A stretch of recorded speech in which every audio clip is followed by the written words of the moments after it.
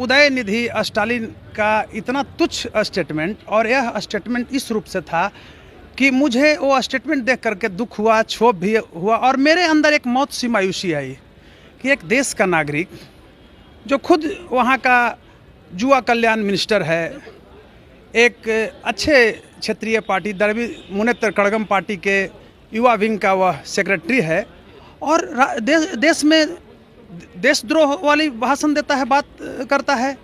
जी, धारा है किसी भी भाषा का और धार्मिक उन्माद फैलाने का। उसके बाद 124A मैंने उसमें लगाया हूँ इसलिए कि वो देशद्रोह किए हैं। स्टालिन के बेटे उदयनिधि के बयान से पूरे देश में भूचाल मचा हुआ है। बता दें कि इसका असर बिहार में भी देखा गया। बिहार में भी स्टालिन के बेटे उदयनिधि पर जो है FIR दर्ज हुआ है, और यह कोई और नहीं बल्कि पटना के जाने माने एडवोकेट कौशलेंद्र नारायण के द्वारा किया गया है। ये भी एक संस्था के जो है अध्यक्ष हैं। इन्हीं से जान लेते हैं कि आपने किस आधार पर जो है उन पर FIR किया है। देखिए, सर्वप्रथम तो मैं आपके चैनल के प्रति और आपके प्रति आभार प्रकट करता हूं।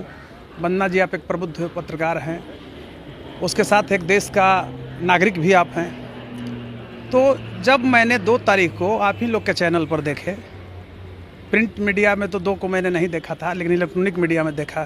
3 तारीख को सुबह प्रिंट मीडिया भी मैंने देखा।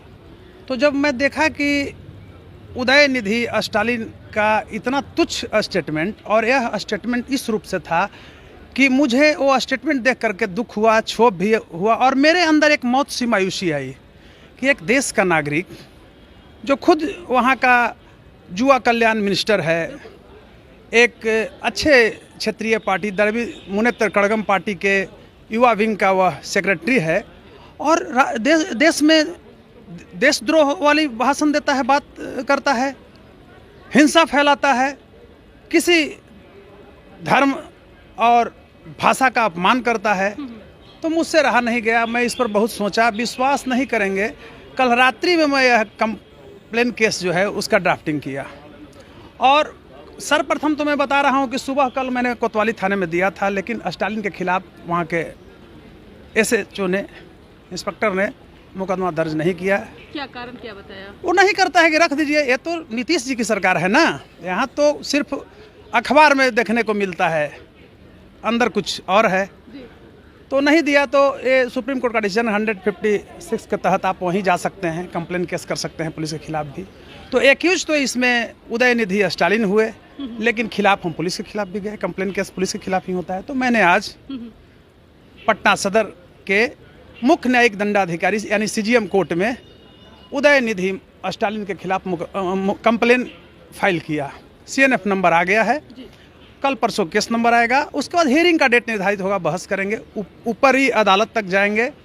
और मैं यह बताना चाहता हूं कि यह केस में कंप्लेंट कोई नहीं है। मैं एज ए वकील नहीं हूं, मैं वकील भी हूं, और यह केस इन पर्सन मतलब फाइल मैंने किया है। नेशन फर्स्ट डेमोक्रेटिक पार्टी के मैं राष्ट्रीय अध्यक्ष हूँ उसके तहत, और एक अधिवक्ता होने के नाते, और देश का एक जिम्मेवार नागरिक पहले मैं हूँ। तो उस नागरिक के चलते भी मैंने फाइल किया है। देखिए, सबसे बड़ी चीज़ क्या हो रहा है ना, कि इस देश का दुर्भाग्य क्या है कि जिसको जो मन में आ रहा है वो बोल रहा है। कोई कॉन्स्टिट्यूशनल स्थिति यहाँ यथावत नहीं है। यानी इस रूप से कहिए कि हर एक स्टेट का जहाँ जहाँ जिसको बन रहा है वो कॉन्स्टिट्यूशनल ब्रेकडाउन कर दिया है। अब उस स्थिति में हमारे जैसे लोग चुप नहीं बैठ सकता है, क्योंकि हम लोग जिस बिहार के रहने वाले हैं, यहाँ से ही एक नारा निकला था, एक कविता हम लोग बचपन से पढ़ते हैं, पंक्ति पढ़ते हैं राष्ट्रकवि दिनकर जी का, कि अन्याय सह कर बैठे रहना यह महा दुष्कर्म है, न्यार्थ अपने बंधु को भी दंड देना धर्म है। अगर कानून से इतर कोई कार्य करता है तो एक सभ्य, और मैं बताना चाहता हूँ वकील लोगों से भी मेरा अनुरोध है कि वकील का एक हत्या और मर्डर का ही मुकदमा लड़ना काम नहीं रह गया है। वकीलों की भी जिम्मेवारी है देश के स्वतंत्रता आंदोलन में। कौन सी धारा के तहत आपने? जी, धारा है 150A किसी भी भाषा का और धार्मिक उन्माद फैलाने का। उसके बाद 124A मैंने उसमें लगाया हूँ इसलिए कि वो देशद्रोह किए हैं। एक मास आबादी को इतना बड़ा अपमानित किए हैं। दंगा देख रहे हैं, कहीं कहीं प्रदर्शन हो रहा है। वो तो लाइन ऑर्डर मोटा मोटी कुछ सही, पुलिस सतर्क हो गई था, नहीं तो कितने लोग मारे जाते। दूसरी तरफ मैं बता रहा हूँ 504 के तहत है, सपोर्टिंग 120 भी उसमें हम दिए हैं, 499 दिए हैं और 198 धारा मैंने उसमें लिखा है। सीजीएम साहब से अनुरोध किया है कि इस न्याय संगत जो धारा है इसके तहत आप संज्ञान लीजिए और उनकी गिरफ्तारी वारंट निकालिए।